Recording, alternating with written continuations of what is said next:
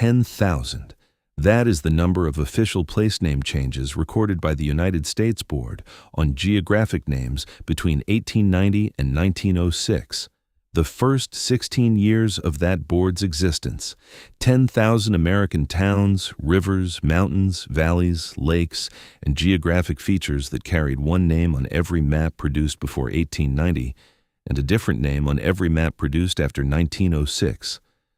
Some of those changes were administrative corrections of genuinely inconsistent spelling, cases where the same river appeared under 3 different names on 3 different government maps because 3 different agencies had independently assigned 3 different transliterations of the same sound, cases where the same mountain had been labeled differently by the Army survey teams in the Postal Service and the General Land Office, creating genuine confusion for anyone trying to navigate using multiple maps simultaneously. The standardization of those genuine inconsistencies was legitimate administrative work.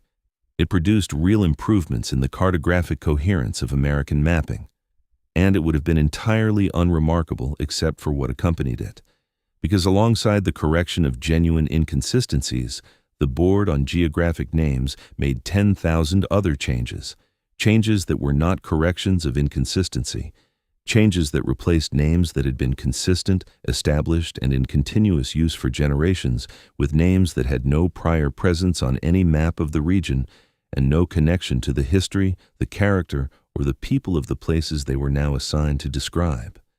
Changes that removed from the official cartographic record of the United States the compressed historical documentation that every place name represents, and changes that did so at a rate of more than 600 per year, more than 50 per month, more than 1 every single day for 16 years. At a pace, in other words, specifically calibrated to prevent any individual change from attracting enough attention to force an examination of what the cumulative pattern of all those changes was accomplishing. I found this while researching the General Land Office surveys of the Western Territories, following the trail of field notes that documented what government surveyors actually found before the official maps were drawn. The surveyors' field notes used the names that the people on the ground used. The maps that followed used the names that the government chose. And in thousands of cases, those 2 sets of names were completely different in ways that were not accidental, different in ways that traced a line between what the land had been and what the government needed it to appear to have always been. The official story of the Board on Geographic Names is a story of rational administration applied to a genuine problem. Before 1890, American cartography was genuinely chaotic. The Army produced maps, the Post Office produced maps, the Census Bureau produced maps, the General Land Office produced maps, the Coast Survey produced maps. Each agency operated from its own conventions, its own data, and its own preferences.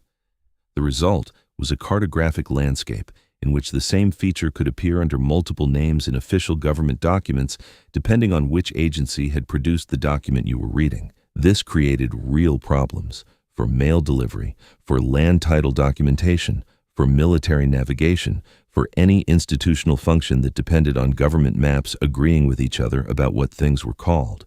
The Board on Geographic Names was the solution. It would examine every disputed or inconsistent name across the entire country. It would select a single official name for every geographic feature. It would require every federal agency to use that official name in all future documents. The chaotic cartographic landscape would be replaced by a coherent, standardized one. That story is accurate. The problem it describes was real. The solution it identifies was legitimate. What the official story does not address is the criteria the board applied when selecting which name to standardize, in cases where a feature had multiple names that were all in active use, and none of which were simply spelling variants of the same thing. Cases where a river had one name in a native language that had been used on every map since the first European survey of the region, and a different name in English that had been assigned by settlers who had arrived in the preceding few decades. Cases where a mountain had a name that encoded centuries of prior history, and a name that had been penciled onto a land office map by a clerk who had never been within 500 miles of it. Cases where a valley had a name that the people who had lived in it for generations used, and a name that a railroad company had assigned when it built a station nearby, because the railroad's marketing department preferred names that sounded more familiar to potential settlers from the eastern states.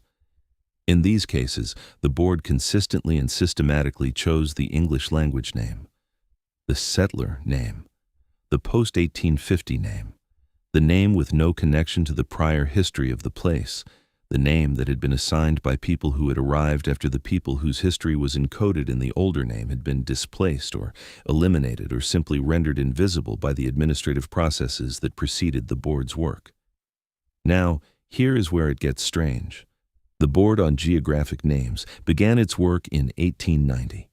The Dawes Severalty Act had been passed in 1887.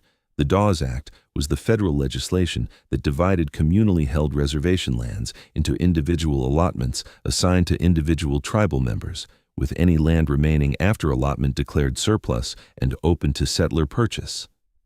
The allotment process required the creation of detailed land records for every parcel of reservation territory across the country. Those records had to use official place names.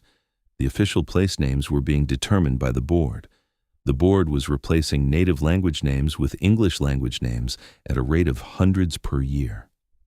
The result was that the land records being created under the Dawes Act to document Native American land allotments used place names that had been assigned by the same administrative process that was simultaneously stripping the cartographic record of the names that those allotments holders would have used to identify their own land. A Lakota tribal member receiving an allotment in what had been Lakota territory received documentation that described his land in terms of its relationship to features whose names had been changed in the preceding 5 years from the names he knew them by to names assigned by people who had no relationship to the land or its history. The double erasure was structural. The land itself was being transferred through the allotment process. The cartographic record encoding the history of who had held that land was being simultaneously replaced through the name standardization process. Neither process acknowledged the other.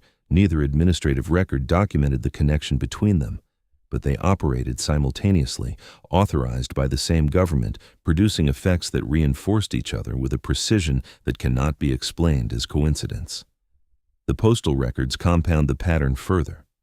When the Post Office Department assigned official names to post offices being established in newly settled territories, it systematically preferred English language names over native language names already in use in the same locations. The argument made in postal administrative records for this preference was practical. Mail sorting clerks in central facilities were unfamiliar with native language place names and could not reliably route mail addressed to locations identified by those names. English language names were easier for the sorting system to handle. Therefore, English language names were preferred. The practical argument was genuine. Mail sorting clerks in Washington and Chicago were genuinely unfamiliar with the place name vocabulary of the territories. But the practical argument was also a choice. The choice was to design the postal sorting system around the linguistic capacities of clerks in central urban facilities rather than around the linguistic realities of the communities the postal system was supposed to serve. The choice to optimize for administrative convenience over historical accuracy. A choice that, when made consistently across thousands of individual naming decisions over a period of years, produced a postal infrastructure whose geographic vocabulary systematically erased the prior history of the places it served. And then the Board on Geographic Names standardized the Postal Service's names, because the postal names were the names in active administrative use, because standardization favored names already embedded in existing institutional systems, because the board's mandate was to reduce inconsistency. And the most consistent names in the administrative record were the names that had been most recently assigned by the most powerful institutions. The railroad companies made the pattern complete. When railroads built stations, they named them. The stations became the commercial centers around which communities developed. The community names derived from the station names. The station names derived from the railroad companies' naming preferences.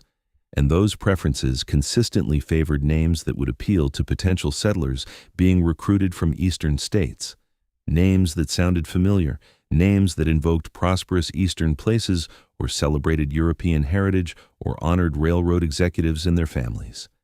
names that had no relationship to the prior history of the ground the stations were built on.